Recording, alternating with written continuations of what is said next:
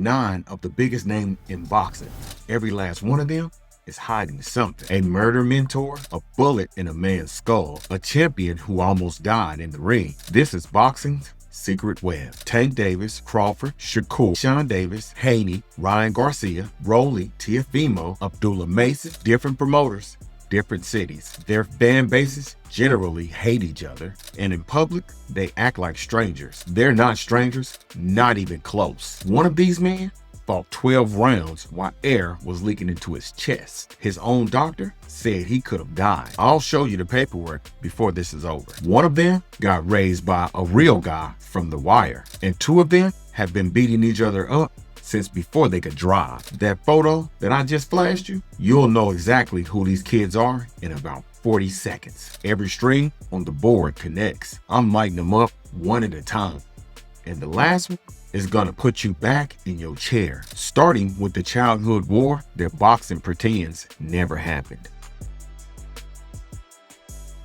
May 2012, 2 skinny kids, neither one of them are 12 yet. Both of them training with their dads, one out of Victorville and the other one out of Vegas. Devin Haney and Ryan Garcia, that's your photo. Here's what almost no one says out loud. They didn't fight once as amateurs, they fought 6 times. Ryan took the first one, unanimous decision. Haney took the last one in January 2015, when they were 16. The final count, 3 apiece, dead even. So April 2024 in Brooklyn was never about a belt, it was game 7. And the build-up was an absolute circus. Ryan Garcia posting conspiracy theories at 3 in the morning, shoving Haney at the top of the Empire State Building. The commission, they ordered an evaluation 2 weeks out. He passed it, by the way. His own promoter, Oscar De La Hoya, called it a strategy. His words, there's fighters who need chaos. And Haney, he called him a fucking clown. Then Garcia dropped him 3 times. We got to give that man credit. That left hook is one of the best in sports. And he did it under pressure that would have swallowed anybody else. Now, the ugly part. He came in over 3 pounds heavy, reportedly paying Haney $500 per pound. Then he popped for off-string. The win got wiped, no contest. 13 years, 7 fights, and it's still 3-3. Officially, neither man has beaten the other one. And they both knew it, and that's why this thing never dies. But a tied rivalry isn't the wildest thing on this board. String 2 belongs to a man who got shot in the head and fought again 2 months later.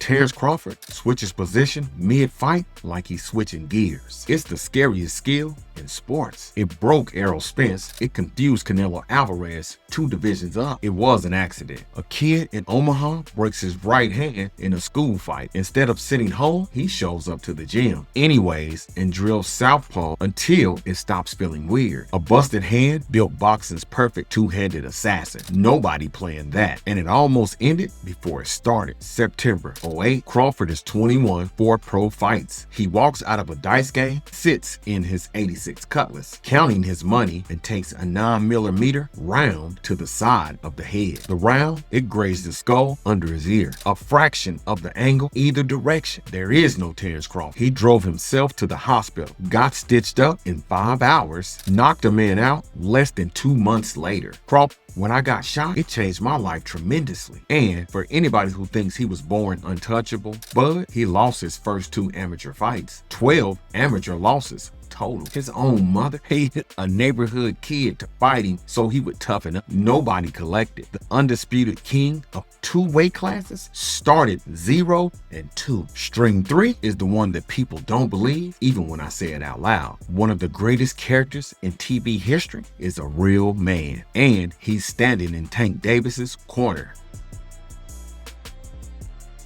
If you seen The Wire, Cuddy, reformed street guy, opens a boxing gym, tries to save kids in Baltimore, Cuddy, he isn't a writer's ideal. His name, Calvin Ford, and he trained Gervonta Tank Davis since Davis was 7 years old. In the 80s, Ford ran the business end of one of the biggest drug operations in Baltimore. And the man who co-created the show, Ed Burns, is the actual detective who investigated him. Freeze. Before I finish this story, look at this number, 139.3. In about a minute, that number takes a title off of a world champion. No punches thrown, and hands it to a 21-year-old kid. Remember it. Ford, he did 10 years in federal prison, came home and took over a rec center boxing program in West Baltimore. And one day, a 7-year-old kid walks through fighting addiction. Father locked up. The kid is living with his grandmother, in and out of foster care. That kid was Tank. Ford's son trained him first, Quadir. When Quadir moved away, he told his father, "Stay with Shorty. You'll be a good role model for him." July 2013, Quadir was murdered in New Jersey. One day after, Tank won his 4th pro fight. Ford, he has buried more than one fighter out of his gym. One murder, one stabbed to death for protecting his sister, one shot outside of his house. Tank, he calls Calvin Ford the only father figure he's ever had. Ford said those kids are what kept him straight. Every knockout that you've ever screamed from Tank was built inside a story that HBO has already told the whole entire world, and nobody connected the dots. Now, that number, 139.3, June 6, 2025, Norfolk, Virginia. Keyshawn Davis, Olympic silver medalist, calls himself the businessman.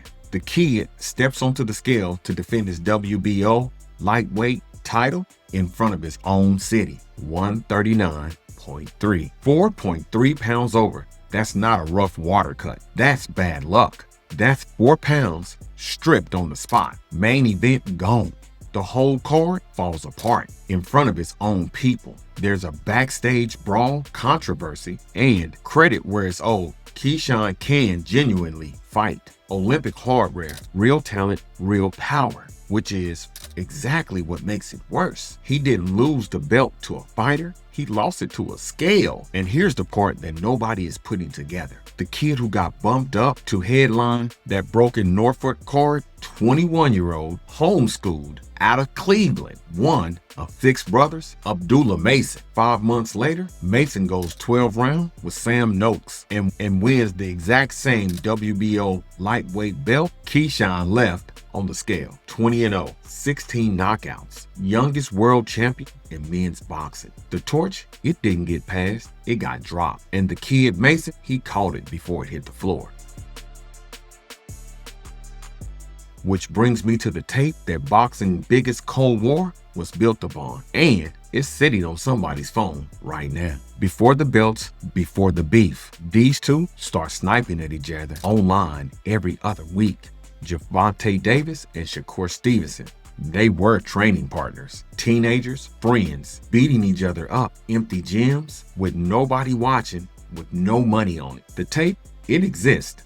Grainy phone footage of two future champions going to war in silence. Today, Shakur begs for the fight constantly. Insiders, they say it's inevitable. Tank, he says nothing. Ask yourself something. Why does a man that dangerous go quiet about one Pacific opponent? And Shakur, he's carrying his own score. Rio 2016, 19 years old, gold medal final, and he loses a 2-1 split. He stood on the podium with silver around his neck and cried on international TV. The man in his corner that night is the same man who's been there since he was 5 years old. His grandfather, Wally Moses, out of a basement gym in Newark. Here's the receipt. Shakur, he hasn't lost since Rio, not once. Is he fun to watch? Absolutely not. The man will literally jab you to death and take zero risk. And the casual fans, they can't stand him for it. Go ask Teofimo Lopez how fun 12 rounds of that felt. Teofimo is the darkest secret on this entire board. November 2021, Teofimo Lopez has already done the impossible. Beat Lomachenko at 23 to become the youngest undisputed champion of a 4-belt era. Then he steps into the ring with George Kambosos as a big favorite and loses his zero. The internet, they buried him that night. Overrated, exposed, he's finished. Nobody had any idea what they actually just watched. Medical records came out later. Teofimo fought 12 rounds with pneumonia, a torn esophagus, air leaking into his chest cavity. His doctor's exact words, he could have died for sure. He went 12 rounds and dropped Kambosos in the 10th while he was slowly suffocating from the inside. Now, let's be fair to both sides, because that's the deal here. Teofimo, he talked more trash than anybody in this sport, and he doesn't always back it up. He's had flat nights. He's even called out men he's never fought. But he also fought 12 rounds with a hole in his throat instead of going to an ER. Then came back and took Josh Taylor's belt at 140. Say what you want about his mouth. Forcing his heart at your own risk. One string left, and this one turns 9 strangers into one story. Rolly Romero knocked out cold by Tank Davis in 2022. Minged him into the ground. Treated like a punchline with a record. 3 years later, in the middle of Times Square, Rolly drops Ryan Garcia in the second and beats him wide, 118 to 109 on the card for a world title fight. The punchline just became a champion. Now, read this out loud with me. Tank destroyed Rolly. Rolly beat Garcia. Garcia drops Haney 3 times. Haney and Garcia are locked 3-3 since childhood. Shakur, Tank, old training partners, schooled Teofimo. Teofimo nearly died in a ring and nobody knew. Keyshawn's belt is around a 21-year-old's waist, and Tank himself got raised by Cuddy from the wire. 9 strangers, no